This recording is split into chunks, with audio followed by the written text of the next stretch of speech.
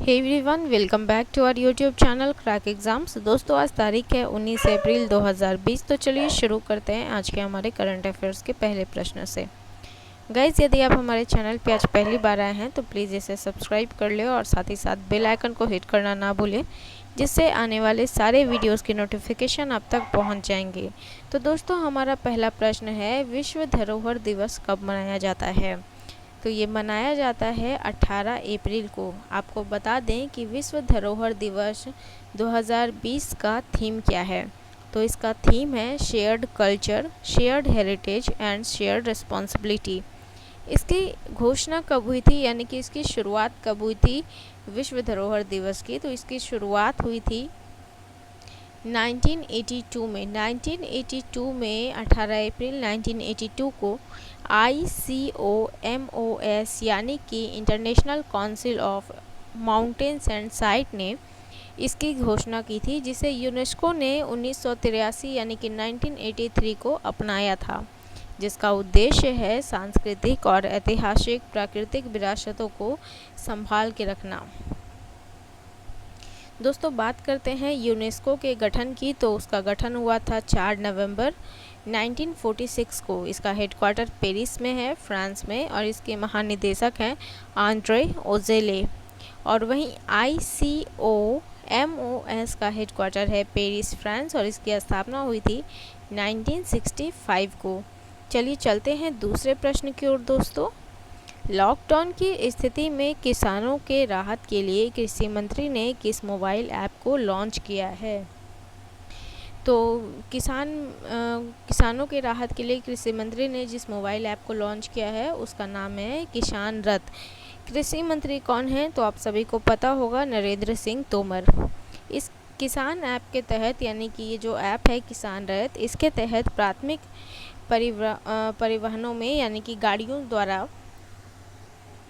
खेतों से मंडियों और गोदामों तक सारी जो उपज है उनको पहुंचाया जाएगा अलग अलग जगहों पे। और दूसरे, यानी कि द्वितीय परिवहनों द्वारा एक जगह के मंडी से लेकर दूसरे राज्य के मंडियों तक ले जाया जाएगा, रेलवे स्टेशन, गोदाम या फिर थोक विक्रेता तक पहुंचाया जाएगा, जिससे किसानों का सामान भी बिक जाए और उन्हें जो उनका सही कीमत है वो कीमत भी उन्हें मिल जाए, और वो इस जो लॉकडाउन की स्थिति है वो इसका उल्लंघन भी ना कर पाए और उनका सेहत पे भी बात ना आए। तो ये बहुत ही अच्छी पहल है कृषि मंत्री के द्वारा। चलिए चलते हैं क्वेश्चन नंबर 3 की ओर। किस राज्य सरकार ने एक्सेस करो नाम मोबाइल ऐप लॉन्च की है? तो इसे लॉन्च किया है दिल्ली सरकार ने। आपको बता दें कि दिल्ली सरकार ने सभी अधिकारियों को कोविड-19 हॉटस्पॉट इलाकों में घर घर जाकर सर्वे करने के लिए जिम्मा सौंपा है। तो इस ऐप के जरिए जो भी अधिकारी घर घर जाकर सर्वे करेंगे वो बिना किसी व्यक्ति के संपर्क में आए हुए उनका सारा डेटा प्राप्त कर सकेंगे। तो ये इस अभियान में बहुत ही ज़्यादा असरकारक होगा, ये एक्सेस कोरोना ऐप। दोस्तों, दिल्ली के सीएम हैं अरविंद केजरीवाल और उपराज्यपाल हैं अनिल बौजल। क्वेश्चन नंबर 4, खरीफ फसलें 2020 पर राष्ट्रीय सम्मेलन किस उद्देश्य से आयोजित किया गया? तो आपको तो बता दें कि ये जो सम्मेलन है वीडियो कॉन्फ्रेंस के माध्यम से आयोजित किया गया, यानी कि लॉकडाउन के नियमों का कोई उल्लंघन नहीं किया गया, जिसका उद्देश्य है खरीफ की खेती की तैयारियों के बारे में राज्यों के परामर्श लेकर कुछ ज़रूरी कदम उठाए जाएं। नेक्स्ट क्वेश्चन की ओर चलते हैं, क्वेश्चन नंबर 5 की ओर। क्वेश्चन नंबर 5 है, हाल ही में किस आदिवासी नेता का निधन हो गया है? तो इनका नाम है सहारे ओरम। क्वेश्चन नंबर 6, किस संगठन ने अपने कर्मचारियों को 10 लाख रुपए मुआवजा देने का फैसला किया है? तो ये संगठन है ग्रामीण डाक सेवा। और ग्रामीण डाक सेवा ने ग्रामीण डाक सेवकों के सहित अन्य कर्मचारियों को भी यदि ड्यूटी पे रहने के क्रम में, यानी कि जो उनका जॉब है, जॉब के रहने के क्रम में वो कोविड-19 से संक्रमित हो जाते हैं, इस बीमारी का शिकार हो जाते हैं, तो GDS यानी कि ग्रामीण डाक सेवा उन्हें 10 लाख रुपए का मुआवजा देगी। नेक्स्ट क्वेश्चन है क्वेश्चन नंबर 7, हाल ही में RBI ने किस बैंक का लाइसेंस रद्द कर दिया है? तो ये बैंक है Mhapsa urban cooperative bank of India. और 16 अप्रैल 2020 से इस बैंक के बैंकिंग व्यवसाय पर रोक लगा दिया गया है।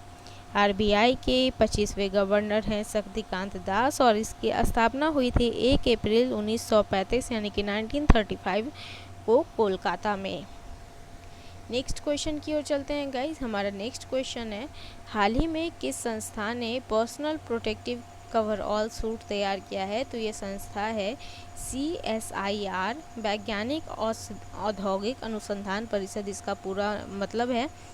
इसकी के एक घटक ने इसी के एक खंड ने बेंगलुरु में स्थित NAL यानी कि राष्ट्रीय वांतरिक प्रयोगशाला, इंग्लिश में बोले तो नेशनल एरोस्पेस लेबोरेटरीज ने बेंगलुरु के MAF क्लोथिंग प्राइवेट लिमिटेड के साथ मिलकर पर्सनल प्रोटेक्टिव कवरऑल सूट तैयार किया है। और इस सूट को तैयार किस चीज़ के द्वारा किया गया है? तो उसका नाम है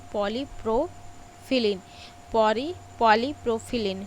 तो दोस्तों आज का ये था हमारा करंट अफेयर्स 19 अप्रैल 2020 का।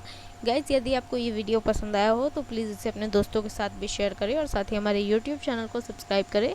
वीडियो देखने के लिए बहुत बहुत शुक्रिया। Thank you so much.